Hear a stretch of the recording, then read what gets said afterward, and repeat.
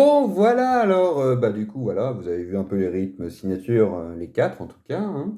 Et du coup, je vous proposais de noter le rythme S2, c'est-à-dire le punchak traditionnel qu'on connaît.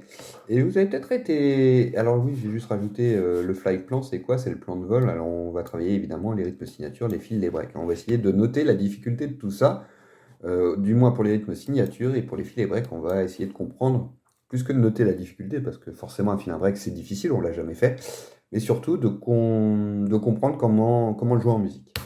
Bref, on commence par les rythmes signatures, et là vous allez être étonné, parce que moi j'ai mis que mon punchak, je le mets à une note de 4 sur 5 en difficulté. Là vous allez vous dire, mais il a complètement fumé la moquette, c'est n'importe quoi. Eh ben non, moi je vous dis pourquoi je le mets à 4 ou 5, parce que évidemment, je vous rappelle qu'on a 134 à la noix, hein, c'est marqué ici. Le jouer sur une mesure, c'est facile. Le jouer sur 5 minutes durant, parce que c'est ça que nous propose le morceau, eh ben moi je m'épuise, et j'estime que c'est difficile. Et du coup, c'est pour ça que j'ai mis une note de 4 sur 5. Sous-entendu, je vais devoir travailler mon endurance, et c'est ça qu'il ne faut pas perdre de vue, c'est que un morceau de batterie, ça dure sur la durée.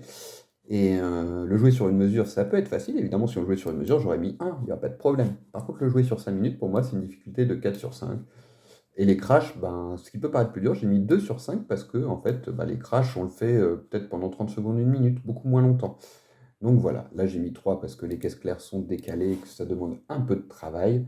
Et là j'ai mis 1 parce que pour moi c'est 1, mais encore une fois, c'est des notes subjectives, hein.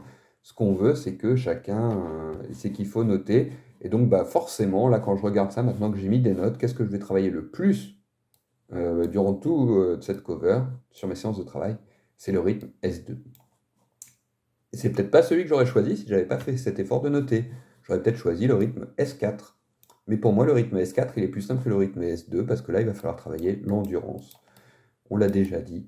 Et donc, beaucoup, pendant un certain temps de ma séance de travail, je ne vais travailler que ce rythme sur la durée pour travailler mon endurance pour pouvoir faire cette cover.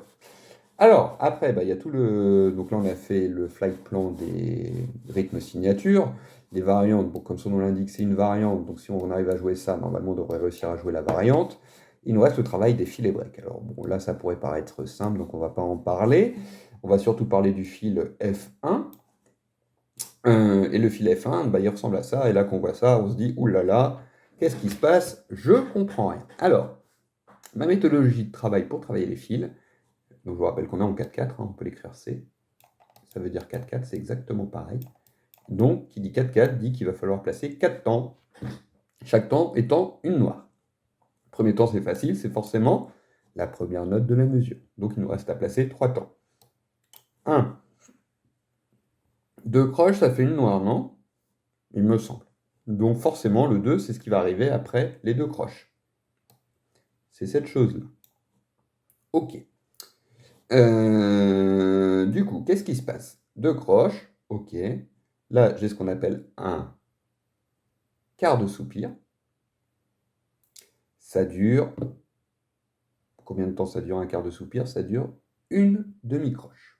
Donc là, je pourrais mettre que ça dure une demi-croche pour que je comprenne.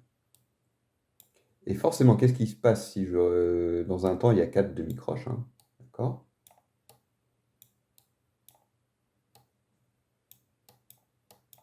Ça, je pense qu'on est d'accord. Donc forcément, si j'ai joué la première ici, il va me manquer 3 demi-croches. Et c'est pour ça qu'ici, on nous met une croche pointée, parce que ça, j'en ai déjà parlé 1000 fois. Et quand on rajoute un point, qu'est-ce qui se passe? On rajoute la moitié de valeur d'un élément. Donc une croche pointée, ça dure une croche, plus la moitié de la valeur d'une croche, c'est-à-dire une demi-croche. Ça, on peut décomposer une croche, c'est deux demi-croches. Donc deux demi-croches plus une demi-croche,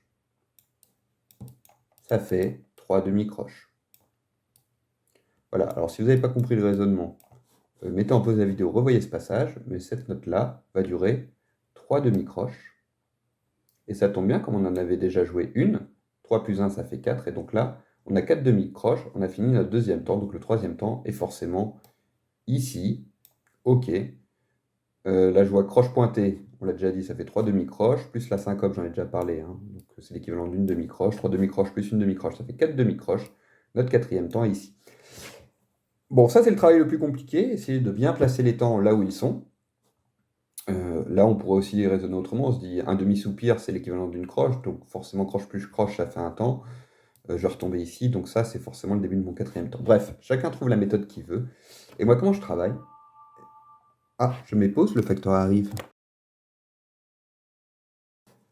Voilà, désolé pour cette interruption. Donc j'en étais où? Moi j'en étais à compter les temps du fil numéro 1. Le pointeur, je ne le vois plus, il est là. Donc on a isolé le temps 1, 2, 3 et 4. Et maintenant, bah, l'idée, ça va être avec le métronome à vitesse basse, de mettre en place. Alors c'est marrant, Laurent en a parlé. Moi je ne savais pas que ça s'appelait la technique de l'œillère, mais j'utilise exactement la même technique. Donc je sais que le temps 1, je dois jouer un coup de Charleston. Du coup, j'essaye de faire ça. Quand j'ai réussi, je passe au deuxième temps. Qu'est-ce qui se passe au deuxième temps? Je dois rien jouer. Sous-entendu, je dois entendre mon clic de métronome sans aucune note. Donc, je vais jouer ta, pta, rien. Ok, j'ai réussi. Je vais enchaîner avec le troisième temps. Et du coup, là, je vais faire ta, pta, rien. Ta, pta. En gros, hein. Et puis après la syncope, bref, quatrième temps, on joue rien. Vous aurez compris la logique. Le deuxième fil, c'est facile. Enfin, c'est facile, il faut jouer deux demi-croches et enchaîner avec une crash. Le troisième fil, je ne l'ai pas encore travaillé. On va y revenir après. Pareil pour les breaks, hein, donc là, ça ferait 1, 2, 3, quatrième temps, une noire.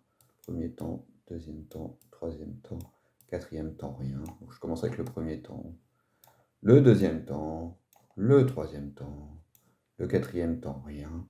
Et là, ce qui pose souci ici, c'est qu'en fait, ça fait bizarre de commencer sur un quatrième temps. D'habitude, on a l'habitude de commencer sur un premier temps.